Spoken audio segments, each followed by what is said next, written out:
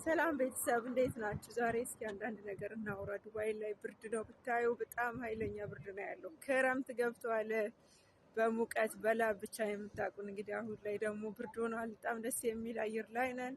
አሁን ከሌሊቱ 11 ሰዓት ነው። 20 ጉዳይ ሆኗል። ወደ ለ12 ወደ ቤት እየሄድኩ ነው ከስራ።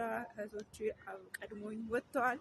እኔ ደግሞ ወክ እያረኩ ብርዱን እየጠጣ ወደ ቤት እየሄድኩ ነው። ደስ የሚል አየር፣ ደስ የሚል ስሜት አለው።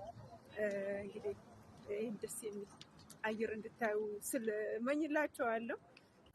እኔ እዚህ ዱባይ ሀገር ከመጣሁ 2 ዓመት ከ5 ወር ሆኖኛል።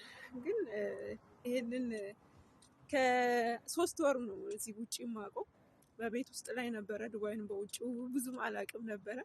ለ2 ዓመት እኔ ከቤት ወጥቼ አላቅም። ቤት ውስጥ ነበረ የምሰራው። ከቤት የትም ቦታ ወጥቼ አላቅም። ዱባይ ውስጥ ነበርኩ እንጂ ዱባይ ወዴት እንደሆነች፣ ከተማው እንዴት እንደሆነ፣ የውጭው አየር፣ የውጭው ኑሮ እንዴት እንደሆነ አላቅም ነበረ። ግን በዚህ በወጣሁበት 3 ወር እና 4 ወር ውስጥ ብዙ ነገር አይቻለሁ፣ ብዙ ነገር አውቄያለሁ። ውጭ ላይ ወጣችሁ መስራት የምትፈልጉ፣ ውጭ ላይ ወጣችሁ በራሳችሁ መንቀሳቀስ የምትፈልጉ ሰዎች፣ እኔ ውጭ ለመውጣት ሳስብ ብዙ ያስፈሩኝ ነገሮች ነበሩ። አንደኛ እዚህ ሀገር ላይ ምንም የማውቃቸው ሰዎች አልነበሩኝም። ማን ጋር አርፋለሁ፣ እንዴት እለምዳለሁ ብዬ በጣም ፈራ ነበረ። የማናውቀውን ዓለም ስንጀምር፣ የማናውቀውን ነገር ስንጀምር በጣም እንፈራለን፣ ተራራ ይሆንብናል እና በጣም ፈርቼ ነበረ ሰው ባለማወቄ። እንዲሁም ውጭ ላይ የሚኖሩ ልጆች፣ ውጭ ላይ የሚሰሩ ልጆች በጣም መጥፎ ነገር ላይ ሲወድቁ ወይ ደግሞ ስለነሱ መጥፎ ነገር ሲወራ ነው የማውቀው። ብዙ ጊዜ እንደዚህ ሆነዋል፣ እዛ እንደሆነ ወልድ ሆነ ነገር ሆነዋል ሲባል መጥፎ ነገር ሲወራ ነው የማውቀው። ነገር ግን እሱ የምርጫ ጉዳይ ነው። እኛ መርጠን እዛ ነገር ውስጥ መጥፎ ነገር ውስጥ ከገባን ነው እንጂ ማንም መጥፎ ነገር ውስጥ ሊያስገባን አይችልም። ስለዚህ ፈተናዎች ሊኖሩ ይችላሉ። የሚፈትናችሁ ነገር ሊኖር ይችላል። የሚያስፈራችሁ እንቅፋት የሚሆንባችሁ ነገር ሊኖር ይችላል። ነገር ግን ያን ያክል ገኖ በሚወራው አይደለም። የእናንተ ምርጫ ነው ዋናው። የእናንተ ሀሳብና የእናንተ ድርጊት፣ የእናንተ ውሎ ነው የሚወስነው እንጂ ያን ያክል አስፈሪ አይደለም። ነገር ግን ሁሉም አልጋ በአልጋ ይሆናል ማለት አይደለም። እንዳሰብነው እናገኘዋለን አይደለም። ሁሉም እንዳሰብነው ቀላል ይሆናል። ስራ የፈለግነውን አይነት ስራ በፈለግነው ጊዜ እናገኛለን ማለት አይደለም። ብዙ ነገር ፈታኝ ይኖራል። ስራ በፈለግነው ሰዓት ባለማግኘት ሊኖር ይችላል።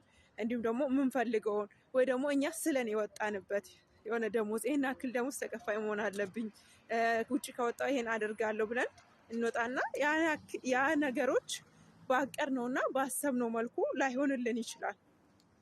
እውነት ነው፣ አይሆንም።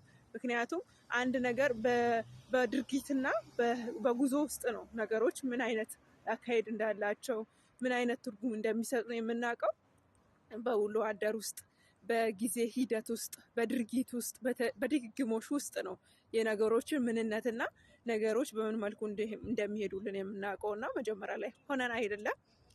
ነገር ግን ፈተናውን ተቋቁሞ ለማለፍ እንደምላችሁ ህልም ያስፈልገናል። ለምን እንወጣለን? የወጣንበት መጀመሪያ ከሀገራችንም የወጣ ነው ለምን ነበረ?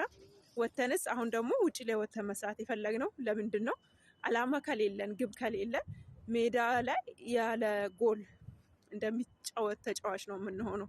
ምክንያቱም ጎል አስገባ አላስገባ አያውቅም። ዝም ብሎ ነው ሜዳ ውስጥ ሲሽከረከር የሚውለው እና ህይወታችንም ላይ የሆነ ያስቀመጥነው ግብ ከሌለን፣ ለምን እንደምንኖር፣ ለምን እንደወጣን፣ ለምን እንደምንሰራ፣ ለምን ዋጋ እንደምንከፍል የማናውቅ ከሆነ ህይወት ከባድ ይሆንብናል። የምንጀምራቸው ነገሮች እንኳን ስደት ላይ ሆነን አይደለም ሀገራችንም ላይ ሆነን ብዙዎች መጥፎ ቦታ ላይ የሚገኙት፣ ያለ እድሜያቸው ጥሩ ያልሆነ ቦታ ላይ የሚገኙት የምርጫ ጉዳይ ነው።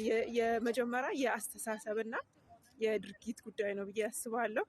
ስለዚህ እንግዲህ ዱባይ ይሄን ያክል ስለ ዱባይ ዛሬ ይሄን ያክል ካወራን በቀጣይ ደግሞ ሌሎች ነገሮች እናወራለን። እንበርታ።